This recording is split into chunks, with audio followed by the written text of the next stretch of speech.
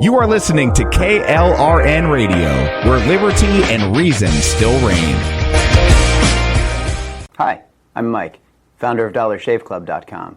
What is DollarShaveClub.com? Well, for $1 a month, we send high-quality razors right to your door. Yeah, $1. Are the blades any good? No. Our blades are f***ing great. Each razor has stainless steel blades, an aloe vera lubricating strip, and a pivot head. It's so gentle a toddler could use it. And do you like spending $20 a month on brand name razors? 19 go to Roger Federer. I'm good at tennis. And do you think your razor needs a vibrating handle, a flashlight, a back scratcher, and 10 blades? Your handsome-ass grandfather had 1 blade and polio. Looking good, pop-up! Stop paying for shave tech you don't need. And stop forgetting to buy your blades every month. Alejandro and I are going to ship them right to you.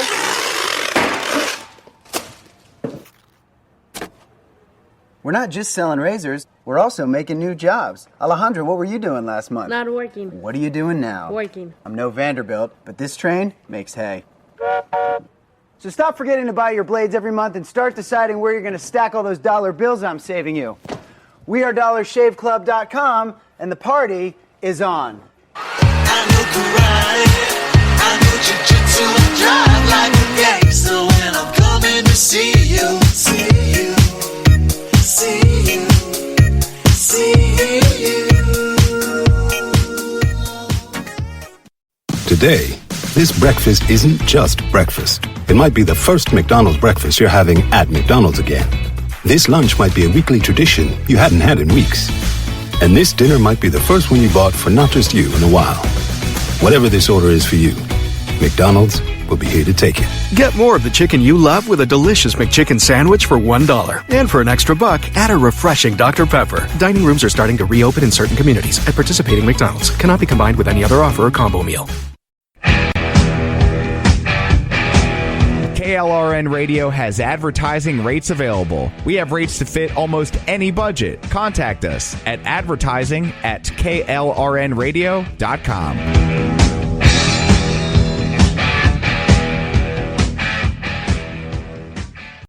The world has changed, and Microsoft Teams is there to help us stay connected.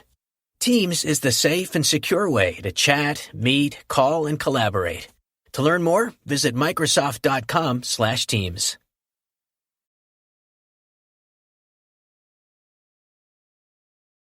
The following program may contain coarse language and adult themes. If you don't like it, please don't let the door hit you where the good Lord split you.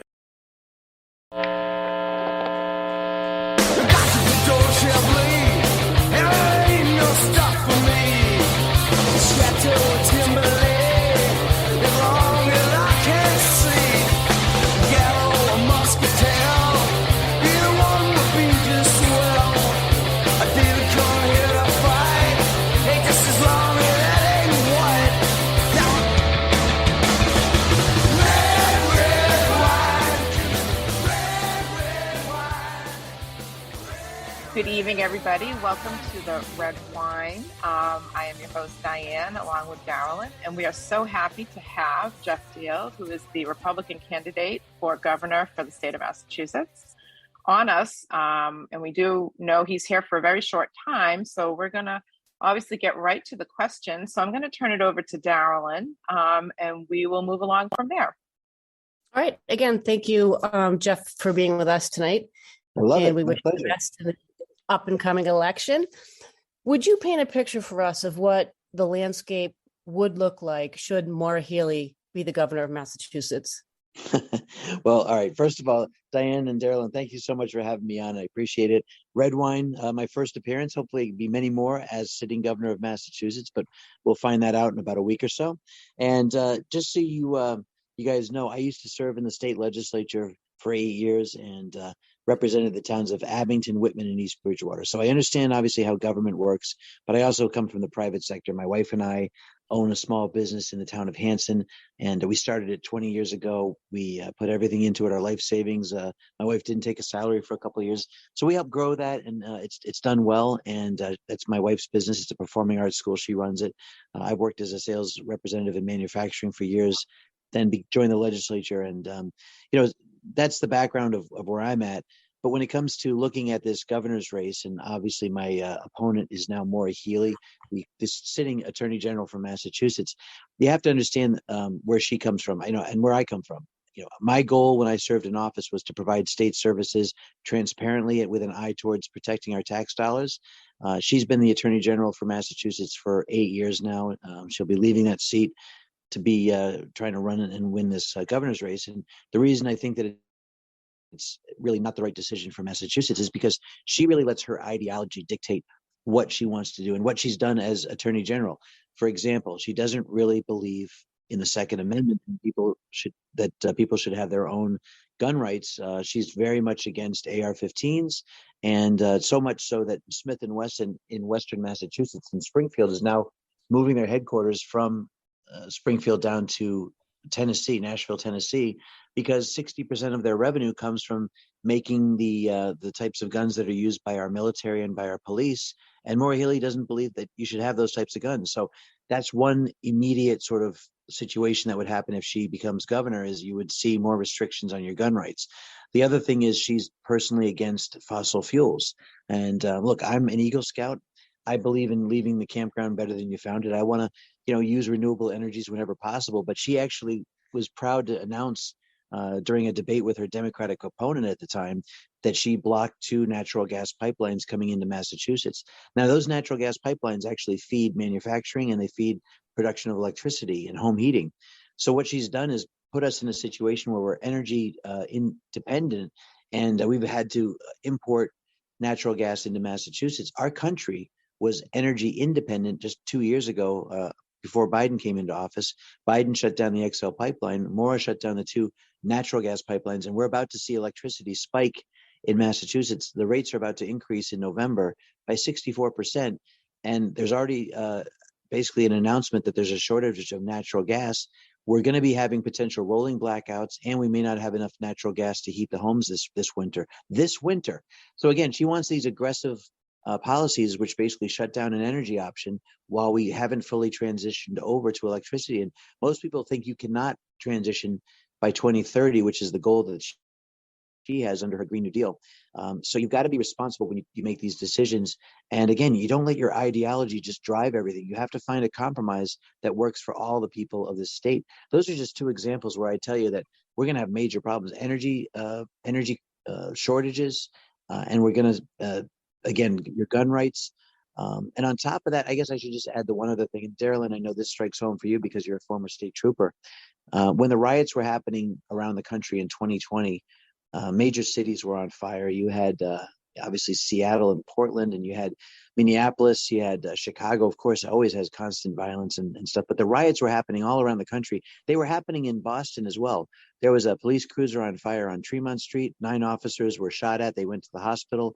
You had stores boarded up. You had looting. You had arson. You had rioting. And Maura Healey went on the Boston Chamber of Commerce meeting, a Zoom meeting, and said, yes, America's burning, but that's how forests grow. She said it even with a smile. And it's like she basically condoned the violence and really the rioting that's really, in my opinion, anti-American. You're supposed to change over leadership with democracy and elections. And here she was saying that rioting was actually part of how America grows. That's not right. The violence is wrong. And police officers are already were under attack because of the defund movement, defund the police. So here's Maura Healey, the top law enforcement official in Massachusetts, saying that. Again, that's the kind of leadership she thinks is okay. And so she runs parallel, Jeff, you would say she runs parallel to the Biden administration, the lawlessness, the lack of personal responsibility, the lack of care of if people can afford in this economy to heat their homes. And that's our very basic necessity in our home is our castle, and everyone should be able to be warm and secure in their own home. And it doesn't seem like that is a priority for someone who is supposed to be the top law enforcement officer in Massachusetts. How can we make this shift so more towards personal responsibility rather than allowing this lawlessness in police shootings proliferate, in murders and in ambush of police officers? Yeah, I mean, can we make that a felony? Can we work towards some sort of legislation that ambushing police officers would be a felony or would carry a certain sentence? Yeah, I mean, look, first of all, I was in the legislature when we finally passed a 3 strikes law against violent felons, and it took it should have not taken as long as it took. 12 years. There's a gentleman named Les Gossel, and the bill is called Melissa's Law because his daughter Melissa was tied to a tree, raped and murdered, burned alive. And it took 12 years. He had to, every 2 years when the can you hear me okay? Yes. Oh, yeah. Yeah, when every legislative session lasts 2 years, and so what happens was, there'd be a bill filed, and he would come to testify about what happened to his daughter, and he'd have to come every other year because they never passed it. And finally, when finally got into the legislature in 2011, we were finally able to pass Melissa's bill, and I think it was because there was a doubling of the number of Republicans in the legislature who felt strongly that 3rd strike law for any violent criminal should not be allowed out of jail again. That should be enacted. So that got done, but it took a long time, and poor Les had to come up to the State House and testify every 2 years about what happened to his daughter until finally, 12 years later, it happened.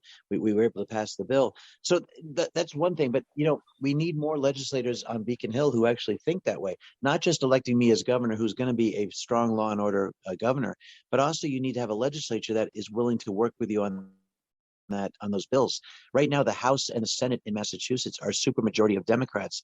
There's only, I think, 28 or 26 Republicans in the House out of 160, and 3 out of 40 in the Senate. That really is not enough. So we're hoping that we're going to have a wave year this election cycle, 2022. But we also need to keep adding Republicans to the legislature to create more of the balance. Our whole country is really founded, in every state as well, on divided government. And I don't mean divisive government. I mean government that's got divided power so that there is the give and take and a discussion between 2 parties about what's good for the people of Massachusetts. When the Democrats have a supermajority in the House and Senate, and if you were to put Maura Healey in, what you would basically do is allow a lot of radical legislation to not only get a hearing, but very likely pass. And that's really what is dangerous. In fact, right now, there's a ballot question to repeal something that was done, basically giving driver's licenses to illegal immigrants in this country, in Massachusetts, and specifically. And Governor Baker vetoed it, our Republican governor vetoed it, and the legislature overrode him on it. And he basically said, a couple things. One is it's not going to make the road safer. There's no requirement to get insurance when you get a driver's license. Secondly, in Massachusetts, our motor voter laws mean that anybody who gets a driver's license is automatically registered to vote. So now you're going to have people who are here illegally being put on the voter rolls. And thirdly, the RMV is the wrong vehicle to review sensitive out-of-country documents to try to decide if this person really is who they say they are when they present, their information. We've got situations where the Mass RMV has failed to process out-of-state driving violations where people should have had their license pulled. And in New Hampshire, somebody killed 7 Marines because he was driving under the influence and should have had his license pulled. So the RMV has not done its job in Massachusetts. They're not the arm to do this. But again, what you're doing is by giving driver's licenses to illegals in Massachusetts, you're basically making us a red carpet state for people who are coming. We're basically inviting people into our state. Exactly. That break the laws of our country. And here's where I worry, just to back up about your Democratic opponent. I am very invested in the Constitution, as you are. And I worry that with the Second Amendment, that we will lose our constitutional rights and more so our medical freedom. And maybe you could speak a little bit about, you called it right in the beginning when the COVID lockdowns happened, and you spoke about medical freedom. And now we're seeing that come true, that all the data and the statistics and the CDC are saying that lockdowns weren't the right thing to do, masks aren't the right things to do. Yet it's my understanding that your Democratic opponent still wants to mask and lock down. And what would that look like for businesses that are already struggling? Yeah, no, look, first of all, I think it's one of the big reasons I ran for office was when the pandemic hit.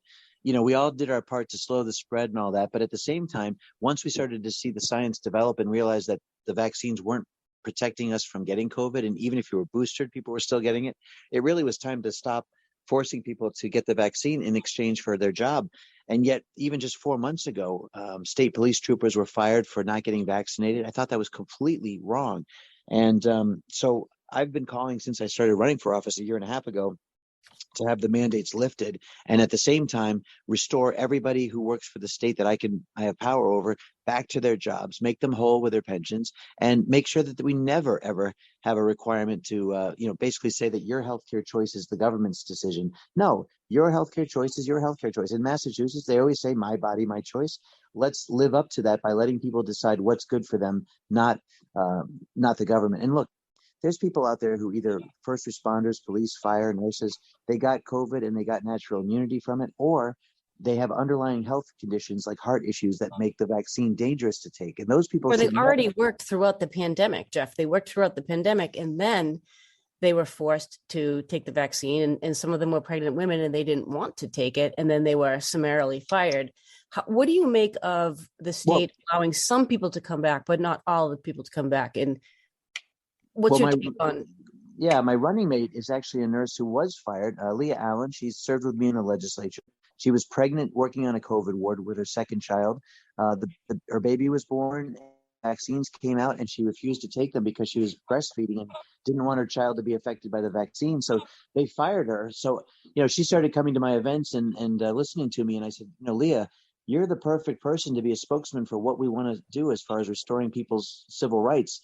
So I asked her to run with me, and she said she would. It's been a great addition to the team, and I'm proud of that. But you're right. Charlie Baker just recently said that he was going to bring back about 50 people, Department of Transportation and a few other agencies.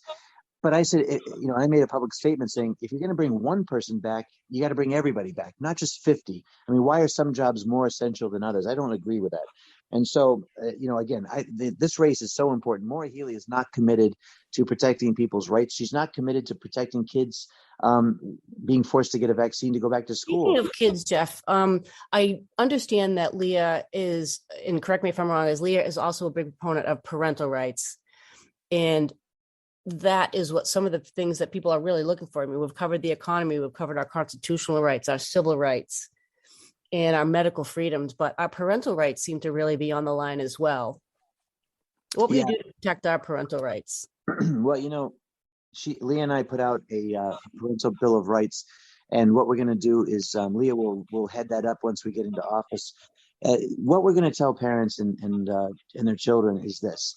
First of all, because we're seeing that there's schools that are putting pretty questionable curriculum out there, some materials, some books in libraries, and some courses at first grade, second grade, third grade that include sexual preference discussion, which we think is a parent's decision to talk to kids about birds and bees, not teachers who might be their first time teacher, and here's a stranger talking to kids about sexuality at a very young age. We don't want that. So what we want to do is, first of all, allow parents to have the ability to review kids' curriculum online every year, all the time, so that they know exactly what's being presented to their kids. We want to make sure that they actually have a voice and a decision in what the books are in the school libraries. And we also want to make sure that parents have a voice in the school board meetings. A lot of times this last year or so, we've been hearing about parents being shut down because the school board would say, well, you're not on the agenda, so you have to speak next time, or you speak at the end of the night. We're going to change open meeting laws in Massachusetts to make sure that parents aren't silenced by the school boards that don't want them to know what the curriculum is for their kids and have this woke agenda.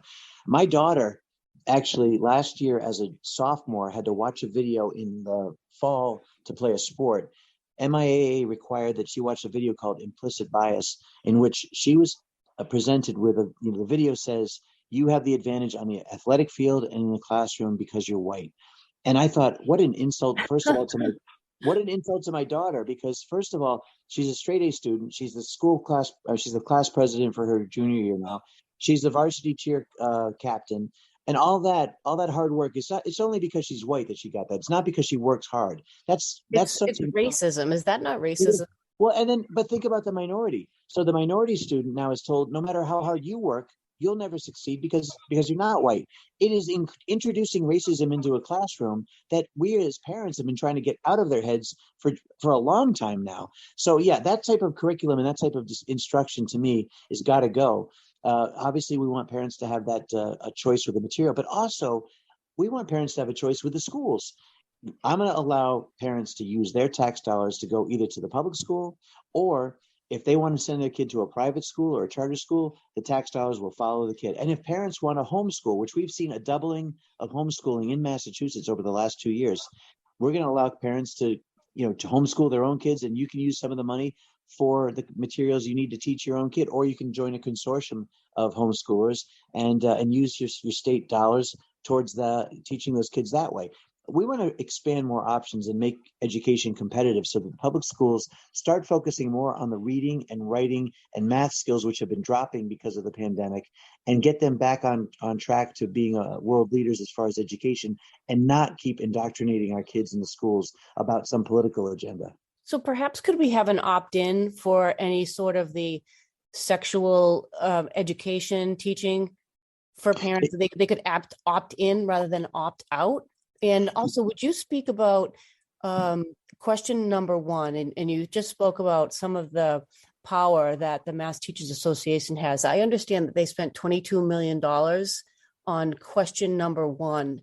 And I'm wondering if that millionaire's tax was to go through, how would that be a detriment to sole proprietors or small businesses, or even some people on the Cape? The housing prices are rising so fast that you're taxed the flat tax on the first million, and then you're taxed at, I believe it's like 14%, almost double on the second or subsequent monies after that million. So to round out education, Worcester, their school system went through, the parents really organized a great thing called opt out. And I agree with you. I think instead of it making it the default that there's this questionable material, why not make it so that only parents that want to have their kids be instructed on sexual preference decide to opt into a certain program? That's a great idea. I love that. And we used to have syllabuses. We don't have that anymore. But I understand, and correct me if I'm wrong, that the Mass Teachers Association spent $22 million on question number one because they're saying that some of that money is able to be allocated to roads and to schools. Is that in fact a true statement? No, it's actually an amazing lie, and I can't believe they're allowed to get away with it. The media in the state is so in the tank with the liberal legislature right now. So, I've actually voted against this amendment. It's a constitutional amendment, and it's been brought up several times. In the past, they actually tried to make it written into the language that the money would go to schools and to transportation. But the fact is, when you make a constitutional amendment to change the tax rate, you can't earmark money to go anywhere. It goes automatically to the general fund, and the legislature does not have to spend that on anything. Let me back up for a second. Our state right now has $8 billion in excess tax revenue. In 1 year, we have a $50 billion budget, and they have collected $8 billion in excess tax revenue, more than they need to spend. On top of that, the federal government gave $5 billion to Massachusetts in pandemic relief money. So that's $13 billion in excess cash they've had available. If they can't figure out how to fund schools and transportation, do some major one-time fixes on $13 billion of free money that just landed in their lap in 1 year, then they've got a real problem being able to make decisions. And that's why you need to, again, have governors and legislators who come from the private sector who realize that windfalls like that don't happen all the time, and let's fix things then. But let me just go to the heart of the constitutional amendment, question one, and that is that they're going to change our flat tax from 5% to 9% to people who make anything over $1 million. Now, what that does is it punishes success in our state. Anybody who buys a home years ago and it appraises in value over time, or if you start a business and you actually grow that business to be successful, and one day you want to sell it, if it's worth anything over $1 million, you're now going to be taxed at 9% of that income from selling that home or that business. Whereas if you're in another state like New Hampshire or Tennessee or Florida, and you sell your home or any of these assets, you're taxed at nothing near 9%. So a lot of that, the other thing we're going to do is end up pushing people away from Massachusetts who might think of coming here with their business. We just saw GE decide to move their headquarters out of Massachusetts. Smith & Wesson, like I mentioned earlier, but Raytheon, well, they executive to come move into Massachusetts when high salaries. With very successful global companies, you're going to have executives that make a good amount of money. And a lot of times they deserve it because they're generating, billions of dollars in revenue through those businesses. So what in Massachusetts they do is they say arbitrary number. If you make over $1 million, you're going to be taxed at 9%. Why would anybody want to come to Massachusetts if they go over the border to New Hampshire and not get zapped for such a ridiculous thing? We're driving capital out of our state. And that's what's going to happen immediately if this passes. They won't be able to bring in the revenue they think they're going to bring in. And again, they're lying. It's not going to transportation or education because it cannot be earmarked. The whole thing is tremendously, it's just upsetting to see it out there. And that the fact that nobody actually tells the truth, and that it is the teachers union and all these other people who are going to benefit from bigger government spending are the ones that are trying to fund this. And we, the taxpayers, are ultimately going to pay the price in the end.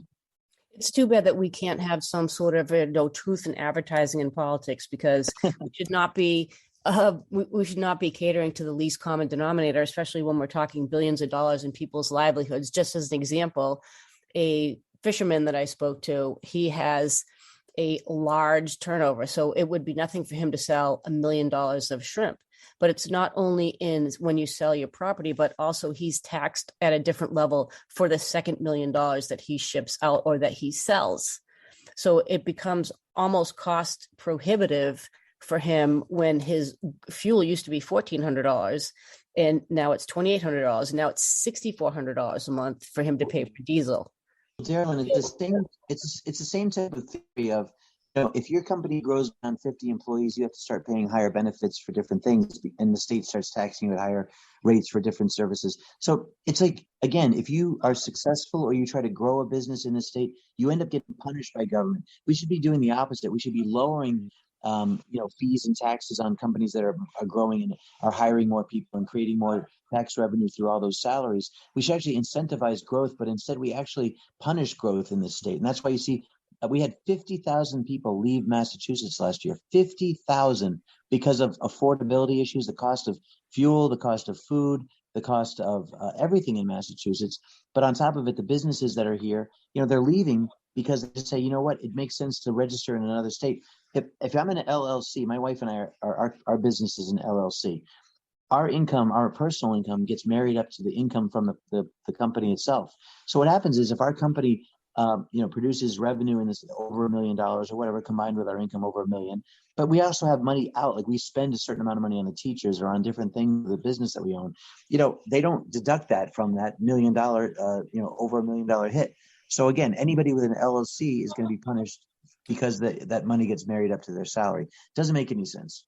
And so what would you do as governor? What can you do to, one, alleviate that burden? And two, how would you incentivize companies or corporations or manufacturers to come into Massachusetts? Yeah, I mean, that's the other thing. We really need not just stem the bleeding, but try to attract new businesses to our state. And we have a great, biotechnology field. Our education, our colleges, private colleges and state universities are fantastic. We have a lot of kids coming here, inventing companies. Facebook started in Massachusetts, but they left. What we need to do is, again, make the state more tax friendly. Not pass the millionaire's tax would be the first step. So I think everybody's got to vote no on question 1, for gosh sakes, and no on question 4, driver's licenses for illegals that we talked about earlier. No on 1, 2, 3, and 4. Are you, Jeff? That makes it easy. Number 3, I'm actually okay with. I mean, if you're a liquor store and you're successful, what they're basically saying is you can open up locations. I'm not necessarily against 3, but if it makes it easy for everybody to remember how the ballot questions go, you say no. I don't know. But no, again, more business friendly, and at the same time, better energy decisions so that it doesn't cost so much for manufacturers to do their job here. We need to raise the death tax from $1 million to much higher, because anybody who owns a farm, or like those fishermen that own those boats and those licenses that are so valuable, if they try to pass that on to the next generation in their family, it's almost impossible when the state comes in and takes out so much from the death tax. We need to raise the threshold so that those traditional industries and the families that run them can survive, can be multi-generational. Otherwise, they get bought out by big corporations, and then you get less competitive pricing, and the consumers end up paying less for less quality because there's not as much competition. The free market. What they do, Jeff, is they cut the American dream of passing down some sort of wealth that you've built up to the next generation. And if they don't want to work that company or work that farm and they wanted to sell it, it seems like you're penalizing the American dream. Yeah, I mean, it feels like it's just a giant redistribution of wealth. I mean, it used to be, right? You could own your home free and clear, and in some states, you never had to pay another thing once you were paid off. But in Massachusetts, they keep you in a perpetual state of owing them for something, and that's very frustrating. And again, the high cost of Massachusetts, we're not Taxachusetts for no reason. I mean, we are a high cost state, and again, we're one of the top 5 exodus states for people leaving. Florida is one of the top states of getting people in because they realize that they're going to bring in more revenue by creating a wider tax base of just more people, lower taxes, but more people come. You're still bringing in the same revenue, and you're getting a lot of extra commercial activity in your state. Your homes are selling more. I mean, Florida's figured it out. Massachusetts make America Florida. I know. So as we're approaching, I know your time is limited. I did have a question for you regarding the polls.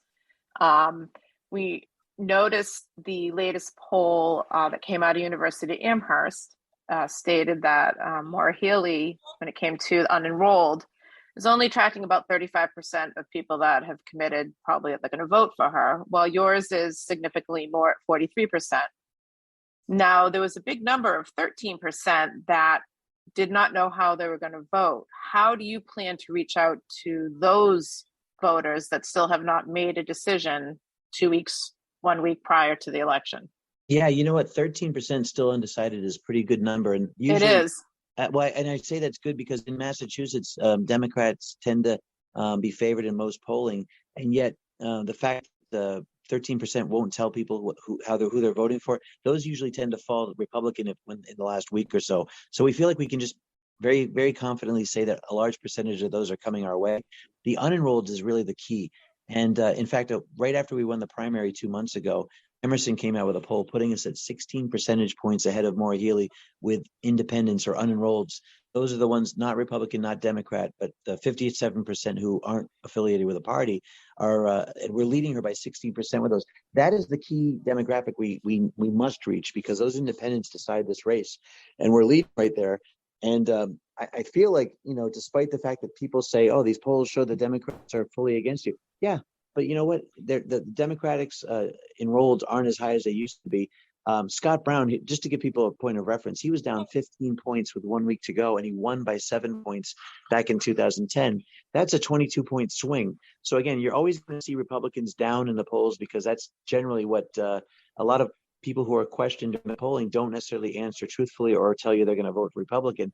So we always feel like Republicans close in Massachusetts in the last week or two, and that's right where we are now. So I feel like this is exactly what we were hoping for. It's going to be a low turnout election cycle because there's no presidential, there's no U.S. Senate race above the governor. It's just the governor's race, which means there's less national interest in this election cycle, and that means that again, it's a hardcore voter that comes out to vote in these cycles, and those hardcore voters tend to put a Republican into office. 24 of the last 32 years, we've had a Republican because they know you need to have that one voice of sanity when you have that supermajority in the House and Senate.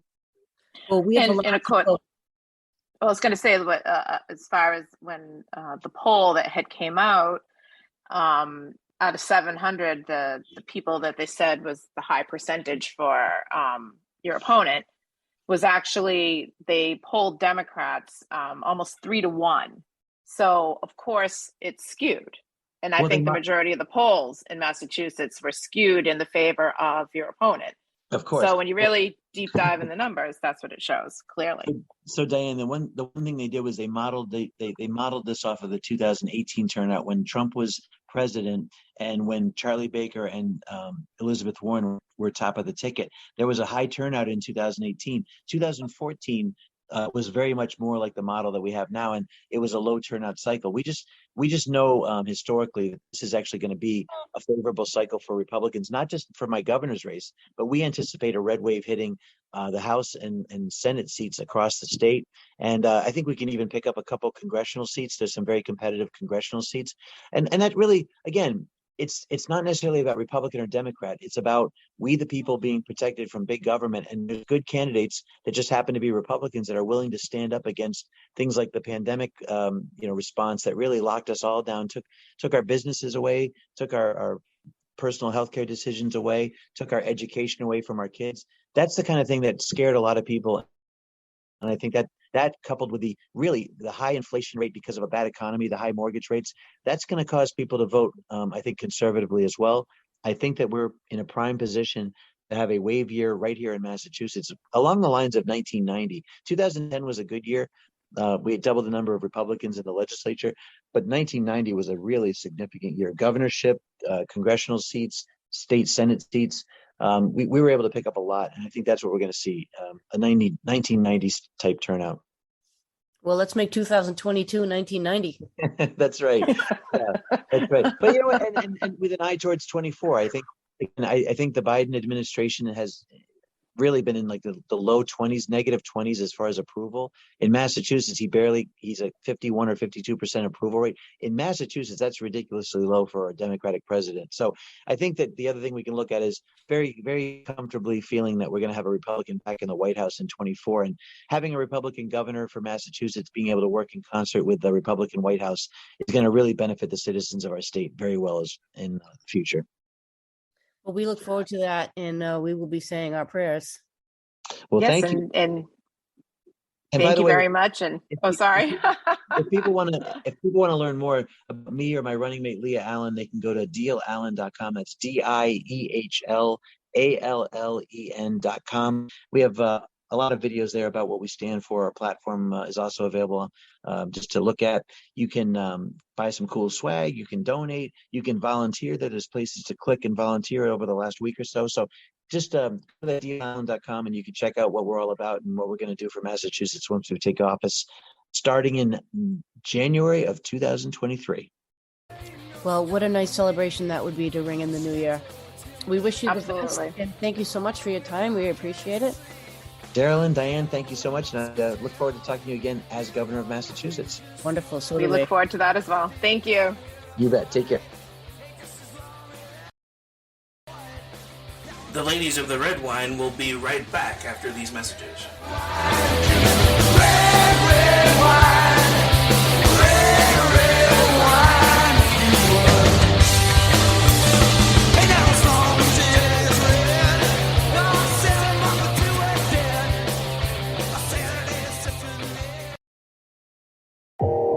You are listening to KLRN Radio, where liberty and reason still reign. Hi, I'm Mike, founder of DollarShaveClub.com. What is DollarShaveClub.com? Well, for $1 a month, we send high-quality razors right to your door. Yeah, $1. Are the blades any good? No. Our blades are f***ing great. Each razor has stainless steel blades, an aloe vera lubricating strip, and a pivot head.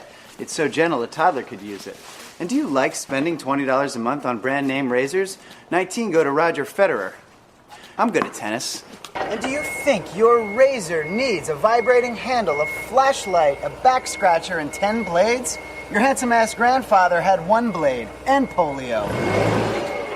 Looking good, Pop-Up! Stop paying for shave tech you don't need. And stop forgetting to buy your blades every month. Alejandro and I are going to ship them right to you.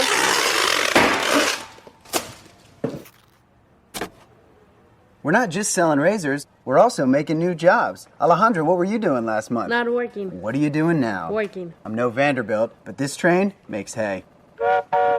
So stop forgetting to buy your blades every month and start deciding where you're going to stack all those dollar bills I'm saving you. We are DollarShaveClub.com, and the party is on.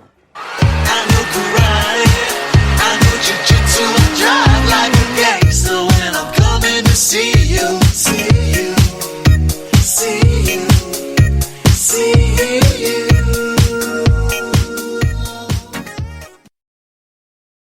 Hey, this is long and that ain't what. Red, red wine, red, red wine, red, red wine. And welcome back to the Red Wine. This is Diane. I'm joined by Darilyn, and we are very, very thrilled to be joined by Leah Allen, who is the candidate for Lieutenant Governor running with Jeff Deihl in the state of Massachusetts. Welcome, Leah. Thank you. Thank you so much for having me. And I'm going to be turning this over to Darilyn, since Darilyn is the Massachusetts expert. We do have some questions for Leah, and go ahead, Darilyn. Well, Leah, we know we only have you for a little bit of time because we know that your time is pressed, especially coming towards the election. So I wanted to talk a little bit about what is it that a lieutenant governor does? Can you explain to our listeners what a lieutenant governor does and what maybe some of your priorities are going to be? Sure. So in Massachusetts, actually, the lieutenant governor's constitutional role is very small, other than obviously filling in for the governor if he is out of state or for some other reason incapacitated, which we hope he never is. But so I would fill in for the governor then. Otherwise, I chair the governor's council. So the governor's council in Massachusetts is a body made up of 8 elected members. Right now, it's completely made up of Democrats. And they vet judge appointees to the court system in Massachusetts, as well as parole board and like family probate court, things like that. So it's actually a very important job because you can give your input on that type of thing. And as we've seen in Massachusetts, we desperately need judges who are going to follow the Constitution and give appropriate sentences for people when and if they are found guilty of breaking the law. Do judges serve in Massachusetts for a certain amount of time, or they serve for a lifetime? And how many judges would you, as lieutenant governor, have the opportunity to appoint? I'm not sure how many judges we would have the opportunity to appoint, and I believe it is a lifetime. Don't quote me on this, but I believe it's a lifetime appointment because I know that, for instance, there were a couple judges, especially in particular one in my area up in the North Shore in Salem, who people were calling for his resignation. Yes, because he had allowed a drug dealer who was here illegally to slip out the back door and evade ICE I'm getting that was Shelley Joseph. Yes, I'm getting them confused. That was in our hometown, Diane. Yeah, right. So Judge Healy in Salem, he actually said that he was not going to convict this person of drug trafficking because that was a deportable offense.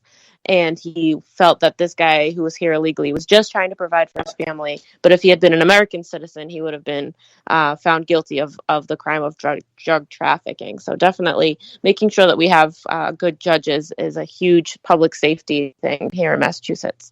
I agree. We don't need a 2-tier system with illegal immigrants and citizens. Absolutely. I did have one quick question, if I could ask, as far as with the judges, and it's with the district attorneys and the license that the district attorneys have to interpret a crime. And I would wonder what your administration would do for these, I call them rogue district attorneys, because they're the ones that are deciding what's a misdemeanor, what's a felony. Mm-hmm. What would your administration do to, circumvent those rogue type district attorneys, like Rachel Rollins was when she was Suffolk County District Attorney? Right. So as lieutenant governor, I obviously don't want to speak for Jeff Deihl, who would be acting as governor and would really have most of the say. But I mean, I think we could take a page out of perhaps Ron DeSantis's book in Florida, where if we feel that these district attorneys or whatever, the attorney general, whatever it may be, if they're not upholding their oath to the Constitution by enforcing the laws that they are, elected to enforce, then perhaps we could do something similar to what they did in Florida, where they relieve them of their office because they're not following the Constitution. They violated their oath. Right. That would be because they're elected. That might be a little entangled. Mm. But certainly, you could put them in a different capacity. But I definitely think, the governor and lieutenant governor have a very important job. But we also have Jay McMahon, who's running for attorney general. And if we had a good attorney general who was, the highest law enforcement in the state, we could probably also get rid of, help to circumvent some of these people who are trying to be activists through elected office, Surely, because the attorney general is almost, not to, belabor the point of being a lieutenant governor, but the attorney general is almost a few steps under the governor as far as having power in the state, and certainly he could exercise those powers because he is would be the quote top cop is what we say. Right. I've noticed that Democrats have been sort of with metronomical consistency hiding in the basement and refusing to debate. And Kim Driscoll is your opponent. And she has said a few things that she says that she comes from the get stuff done branch of government where there's no hiding.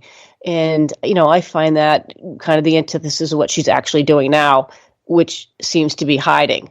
And I would also think that an attorney would, maybe have a little bit more of an articulate statement other than I come from the get stuff done branch of the government. What would you like to contrast yourself with if Kim Driscoll had been brave enough and allowed the constituents to actually have a debate and make a decision as far as that goes? Yeah, that was very disappointing. We were actually scheduled to have a debate October 24th, and at the last minute her camp pulled out and said something came up and she couldn't make it, and we had asked for a few different dates to reschedule and they refused to give us any time. So I think it's a huge disservice to the voters because I think she's trying to campaign from the basement and hope that in Massachusetts, which is a reliably blue state in a lot of ways, not necessarily for the governor's race all the time, but I think she wants people to think that she's kind of like your run-of-the-mill, old-school JFK Democrat, and that's just really not the case. And people should really deserve to know what kind of lieutenant governor she would be, and I think that her track record as mayor would highlight that. I mean, this is someone who implemented vaccine passports in the city of Salem of her own accord. That was not a state mandate. That's something that she decided to do on her own. She was also forcing high school students who were participating in quote high respiration activities, so sports, to receive the COVID shot if they wanted to play the sports that they loved. And she was also requiring parents of those students to show their vaccine papers if they wanted to go watch them play sports. She's never met a tax increase that she didn't like. And I think, it's really an important thing because if, as lieutenant governor, you could be filling in for the governor at times, and people need to know who this person's going to be. And I find it really troubling that she wouldn't show up to the debate. And even we were invited to a few forums at different colleges. And I mean, these are colleges, places where the students are more likely to be on her side and interested in what she's going to say. And we had one at Salem State University, which is her alma mater, and where she is the mayor of that city, and she still didn't show up. So I'm not, I'm not sure what she's afraid of, other than I think she knows that they're losing on the issues. They're not talking about the things that matter to the people of Massachusetts. And in fact, they were responsible for a lot of the devastation that occurred over the past few years. And they don't want to be held responsible for it. They don't want to answer to the people that they are hoping to represent. And that's really sad. It's really not fair because for me, it seems to me like it's a job interview. And if you are so overconfident in yourself, then why not debate? If you are so confident in your ability, but it seems like they have a predictive method. Democrats have a predictive method where they don't feel that they need to. And I think that that's fairly arrogant because I would welcome a challenge and I would sit in my position and say, this is what I've done. But she doesn't have anything to really say because she has impacted people's constitutional rights. She has affected their education. And what do you think Massachusetts would look like if she was a lieutenant governor and with Maura Healey? How would you think that our constitutional rights and our medical freedoms would be impacted? Yeah, well, I think that they've made it clear that they think government is the solution to all problems. And that's a dangerous thing. to believe, because in my estimation, I think that the government getting too involved in a lot of things causes more problems. But that being said, so Mara Healy had no issue with any of the vaccine mandates put forth by the state government. She found that in her view, they were completely constitutional, even though she's the attorney general, a lawyer. She's supposed to be well read in the Constitution. And now we're seeing in places like New York where these mandates are being found as unconstitutional. And it just blows my mind that there are people in office here in Massachusetts who have such a little understanding of constitutional rights that they weren't able to see that from the get-go. Second thing is that they believe wholeheartedly in this race to renewables. And what we're seeing now is a lot of these policies, since the Biden administration took office and entered us back into the Paris Accords and all of these federal policies to remove the United States from quote unquote fossil fuels. Well, we're not ready to be on fully on renewable energy right now. It's not sustainable. Our grid is powered by fossil fuels, and Mara Healy and Kim Driscoll are self-proclaimed climate activist. Mayor Driscoll is a climate mayor. She has entered into this compact, this globalist compact, where these mayors are acting fast to get us off of fossil fuels. And the fact is that the people of Massachusetts are going to be on the hook for paying for all of this stuff, because there's been just absolutely no forethought into how people are going to pay for this, how they're going to heat their homes or fuel their cars. And as we know, the economy runs on truckers and diesel, and it's scary to me, and it's unfathomable that they would think that they can just push us right off of fossil fuels onto all electric or wind or solar or what have you, when we're not ready to handle it. And I think that should be a huge wake-up call to the people of Massachusetts, especially after this month when our utility rates are going up by 60%. First they were saying 60%. Now they're thinking it's much higher than that, and on businesses it's going to be 200%, which those costs are also going to get passed on to the people of Massachusetts. Well, I wonder sometimes, like, what is this acquiescence signal in the constituency? Are we not teaching our children to think critically? Are we not teaching them to not to criticize, but to look at a situation and kind of pull back the layers of the onion and see what's behind there? Or are our kids just have their face stuck in a phone and it's okay if I have a mask and I'm running around playing lacrosse outside by myself?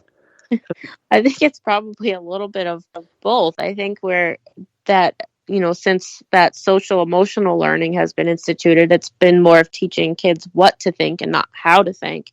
And also what they see on their phones is just more reinforcement of whatever the social justice norms are that are being perpetuated by big tech. I also think that, we're failing our kids on academics when it comes to teaching them about civics. I mean, you don't know that your rights are being taken away if you don't know what your rights are. And that brings me to my next thing, is that Jeff Deihl and I really want to make sure that we institute a parents' bill of rights when it comes to parents being involved in the education system. And so we're going to put the curriculum right online, and parents will have the opportunity to review it and make sure that they're comfortable with it. And if they're not comfortable with it, then they're going to have a seat at the table to change it and make sure that what's being taught in the schools is something that they are comfortable with. And that's something that we need to do, because also, we talk about the mental health of our children, and part of that is because we're pushing all of these adult problems onto our kids, things like climate change. We're scaring them about that, things like critical race theory. They're feeling very divided by that, and it's really unfair what we're pushing onto our kids and expecting them to deal with. We're taking away their childhoods, and it's not right. They need to. We take away their innocence. Right, exactly. They're not innocent anymore, and they were taught about death. And over and over and over and over. And we saw in my daughter's school that unfortunately, God rest their souls, 2 teenagers committed suicide. And that just had me going, in front of my daughter's room and searching it and checking it and asking her, listen, are you thinking about killing yourself? She's like, Mom, no. I said, oh, well, I have to ask the question, and promise me that if you think you will, that you will come to me first, because you can't be afraid to talk about those really hard subjects, because that is, it's still life or death. And when you carry around that trauma, they don't know why they have that trauma. They can't really say like, oh, you keep telling me I'm going to kill my grandmother and I have no rights and I have to wear a mask and people look at us funny if we don't. Obama started this and it's been carried through, and I think we're starting to shine a light right now. And do you think that we could teach kids not to be in victimhood? I mean, how would you go about instituting that sort of? I think that would go hand in hand with your parent project, is to teach kids to be more resilient. Yeah, well, I think being resilient comes from feeling safe, and if we can help them feel safer by having a solid foundation where they're going to school and they're being taught just the basics, and the social and all the other issues are being taught at home.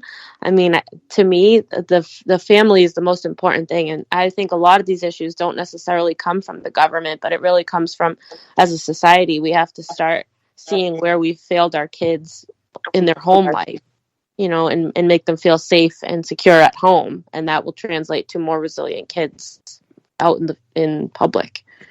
Newt Gingrich wrote this book. It's called, I think it's called The Dumbest Generation or The Stupidest Generation, something like that. And since the introduction of the social media, I know that my kids, they'll say, Mom, can we order a pizza? I said, sure, call the pizza place. No, I don't want you do it. No, I'm not going to do it. If you want pizza, you do it. So I think communication might be a big thing too, for kids to be able to understand and expound on, how they're feeling, not in a victim way, but in a way so that they kind of understand it themselves, rather than, like a TY or a IDK or words in real life. Yeah. And I think a lot of people, not just kids, but I think a lot of people in general are missing that human connection lately. And I think that takes its toll on your mental health as well. I think we have to just look as a society of like where we're going, what we're doing, and getting back to more of what are we committed to? Are we committed to, it takes a lot to run, and I really have to say how much I admire you being able to, you're much younger than me, but, I have twins and, and a single. And when I heard people complain about, my one baby, I have to go to the gym, blah, blah, you know what? I raise you two babies and I kick your one baby to the curb, but you actually had an infant when you started. So you understand the impact of family in a good balance, if you can possibly have that being a lieutenant governor. Yeah. So I have two kids. I have a 3-year-old and a 1-year-old, and yeah, basically, my kids have to come first. And as much as I will serve the duties as lieutenant governor, you have to find that balance, because your kids are the most important thing. I agree, and it's okay for women to say that, and it's okay for men to say it too, even if they whisper it to each other. Yeah, I have to go to my kid's baseball game. But if I could, I looked up your opponent, and I noticed that she's a super PAC, and she's spent something about $1.2 million, and she can't even come out and debate you. What does that say about politicians being bought and paid for and influenced? And do you think that it's possible to go into a governmental agency and actually come out with your soul? Or do you think that, no person on earth is truly free? We're all kind of slaves to money or necessity or public opinion or fear of prosecution or persecution. I'm sorry. And can you have a conscience and a moral compass and be successful in politics? I know that's kind of a loaded question, but we see so many who put on a face on the outside and, do something different on the inside. Do you think that we can ever change that model? I believe it can be done, because I think that there truly are people who run because they are unhappy with the way things are going. I think it's when you start to they have a small business. He didn't run for office until he was 40 years old. He was already established in his life. I'm a registered nurse. I actually left politics the first time just to go back to nursing, because I just wanted to have my private life. And so to me, I would much rather do the right thing, even if it throws me out of office, if people don't understand what the right thing was. But if I follow the Constitution and I just, I think it can be done. I think it's difficult for a lot of people. But I think personally we can do the right thing. I think sometimes it's more energy. I mean, how much energy is Kim Driscoll expending to, you know, to not meet this burden head on? And what that says to me is that she does not have the internal fortitude or the internal moral compass to come out and say and defend what she's done. You know, yes, I masked. Even if she came out and said, you know, I masked people and that was wrong. yeah. Yes. People lost their jobs. Yes, that was wrong. That was a mistake, and I wouldn't do it again. Mm-hmm. But when you don't even want to come out and defend yourself, you know, I think the truth is always easier because you don't forget it. Yeah, absolutely. And I hope that we can get away from like I said, like the victimhood, and the climate change, I think, is really detrimental to us as far as we're tying in climate change with social justice and social relationships and cultural identities. Mm-hmm. Do we really need to hire someone on the color of the skin, or, you know, I only want a tall person to be in my cabinet, or, you know, I only want a Mexican person to operate on me, and please give me a Cuban nurse. Mm. How do we get past this? These are good questions. I mean, it's okay to hire someone on their attributes, on their knowledge, on their experience, or even on their potential, Mm-hmm. but not solely on their ethnicity. Yeah, no, I agree. And that's kind of going back to judging people on the content of their character over the color of their skin. Can you guys hear me? Yes. Yeah. Okay. I've been trying to talk ask a few questions, but I'm kind of thinking that you guys couldn't hear me because I probably wasn't actually connected to the call. Oh. But what I wanted to say is politics right now, some people that are running, they're running for the profit. You talked about, people running for office. We see in the campaign funds who's contributing, that they're bought and paid for. In New Hampshire, for example, you get paid whether you're a state senator or House rep, $200 a year. That's it. And you get a license plate. Mm-hmm. So people that run for that in New Hampshire, they're doing it actually for the love of politics. Mm-hmm. I don't know, because they're definitely not doing it for the $200. But my understanding is in the state of Massachusetts, for some of the House rep positions or the state Senate positions, that you could get a base salary for, say, the state senator of $70,000, and you get stipends for every committee that you're on. So you could basically get $170,000, $180,000, depending on how many committees that you're on. Mm-hmm. And yet, they're not responding to their constituents. And I'm hoping, when your administration takes over, that's portrayed to, people that want to run in the future. It's so hard to actually get people to really commit to running now because, as you are running, you're putting your life on hold, Mm-hmm. because for the love of the position and for the, policies that you're hoping are going to benefit the constituents. You're running for the love of it, where someone else, it may just even be necessity, though. You see what's going on, and Leah was in politics before, and she sees the path that we're going down. And I mean, does anybody really aspire to being a lifelong politician? Well, Joe do. Biden, need we say any more? Yes, plenty of. For one example of a million, Hillary Clinton. Plenty of legislators on Beacon Hill that have been there since before I was born. And yes. And there comes a time where people and constituents just get so comfortable with name recognition that they're not really looking at what has that person done. And I think a prime example of that would be Baltimore, Maryland, where you have buildings that were falling down, crime and whatnot. And all of a sudden people said, what if our representatives that have been in office really done for us? Mm-hmm. And I think the more people are going to question that, which I think they are now, the more you're going to see. I'm honestly, I'm going to put it out there right now. I think Massachusetts is going to start going purple. I'm putting it out there now. Well, I've been praying every night for it. I just don't think we can afford it. I mean, I think a Maura Healey, Kim Driscoll would break me as a family.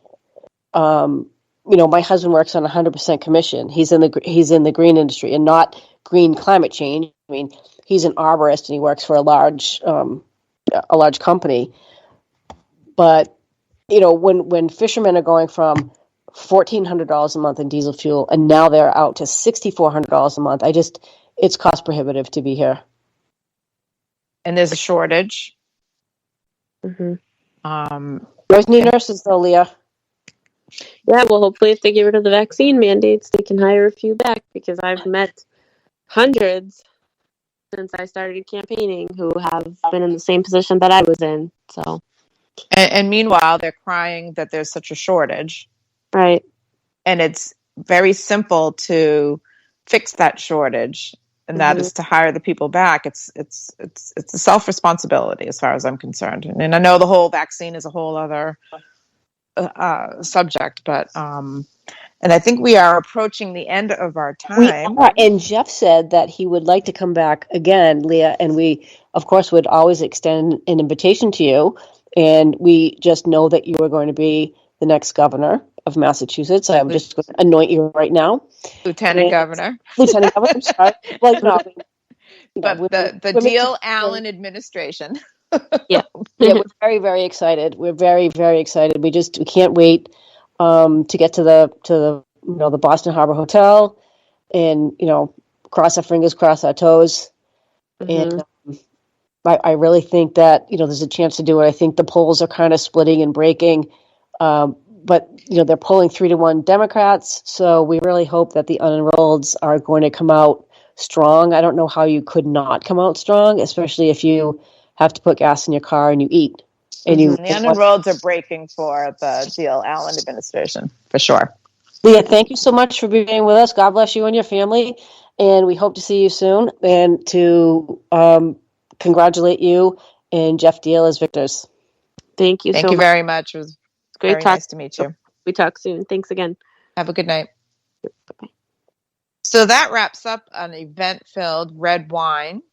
We hope you join us in 2 weeks, because you just don't know what we're going to have and what we're going to bring for you guys. Right, Darilyn? I am hoping that we have a nice surprise. We'll have to see how the elections break in Massachusetts, in New Hampshire. We're hoping that maybe we'll have some New Hampshire political talent on with us. And that's the only little hint that I'll give. Anyways, and it's not me, by the way. Have a great week, everybody. Thank you so much.